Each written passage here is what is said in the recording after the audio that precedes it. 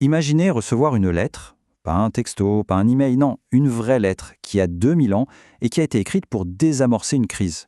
Eh bien, c'est exactement ça, la première lettre aux Corinthiens, un plan d'urgence pour une communauté au bord de l'implosion. Et on va voir que ces leçons sont incroyablement actuelles. On a tous déjà fait partie d'un groupe, d'une équipe ou même d'une famille. Et on sait très bien que la perfection, ça n'existe pas. C'est justement le point de départ pour comprendre ce qui se passait à Corinthe. Une communauté pleine de vie, oui, mais aussi pleine de problèmes. Alors il faut bien comprendre une chose, ce texte n'est pas un traité de théologie un peu abstrait et ennuyeux. Pas du tout. C'est une véritable intervention d'urgence.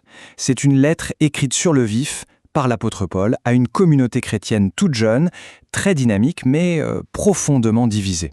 Et tout ça se passe à Corinthe, qui était un grand port, un carrefour commercial de l'Empire romain, une ville très cosmopolite et moralement complexe.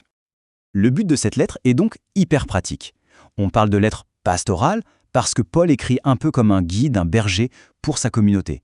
Son objectif n'est pas juste de pointer du doigt ce qui ne va pas, non. Il cherche à reconstruire, à tout recentrer sur 3 piliers fondamentaux. L'amour, l'intégrité et une espérance à toute épreuve. Et des problèmes, ça, il y en avait. La situation était vraiment critique. Alors regardons ensemble quelles étaient ces fractures qui menaçaient de tout faire exploser de l'intérieur. Des fractures qui étaient en plus amplifiées par la culture de Corinthe, une culture très axée sur la compétition et le statut social. Le premier gros problème, celui qui sautait aux yeux, c'était la division. Les membres de la communauté formaient des clans, des petites équipes. Ah, moi je suis pour Paul. Ah non, moi je suis pour Apollos. En bref, au lieu d'être unis en Christ, ils se divisaient par orgueil, avec une loyauté complètement mal placée. Et ça, ce n'était que la pointe de l'iceberg.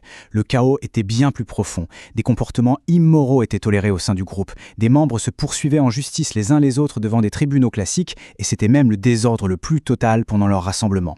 Clairement, c'était une crise généralisée. Alors face à un tel chaos, on fait quoi ? Paul ne va pas sortir une simple liste de règles. Non, il va proposer un remède unique, radical, qui est vraiment au cœur de tout son message.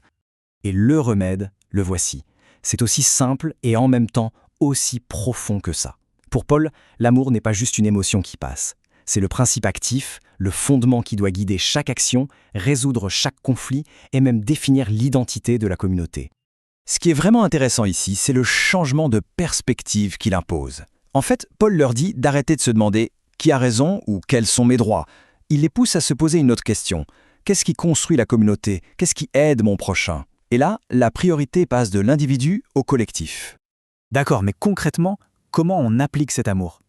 Pour l'illustrer, Paul utilise une métaphore vraiment puissante, une image qui montre comment une communauté saine doit fonctionner, une image qui arrive à célébrer à la fois l'individualité et l'unité. Cette métaphore, elle est géniale. L'Église est comme un corps. Qu'est-ce que ça veut dire ? Ça veut dire que tout le monde ne peut pas être un œil ou une main. Il y a une immense diversité de dons, de personnes.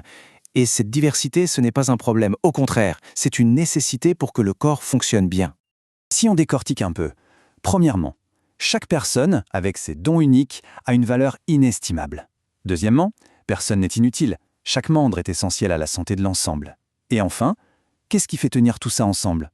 C'est l'amour, qui agit un peu comme le système sanguin du corps, en reliant et en nourrissant chaque partie.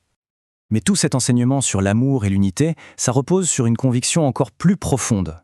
Une croyance qui donne un sens à tout le reste et qui place les petits conflits de tous les jours dans une perspective radicalement nouvelle. Sur ce point, Paul est très, très clair. Il dit que si le Christ n'est pas ressuscité, alors tout s'effondre. La foi est vaine, l'espérance est une illusion. La résurrection, ce n'est pas une petite idée en plus. C'est la pierre angulaire de toute la foi chrétienne. Et cette conviction, elle change tout.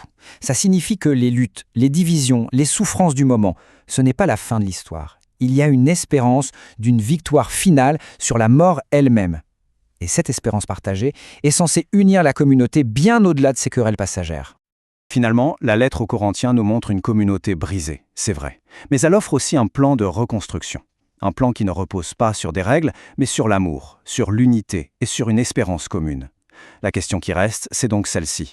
Et si la véritable force d'une communauté, quelle qu'elle soit, ne résidait pas dans son absence de problème, mais dans la puissance de son espérance partagée ?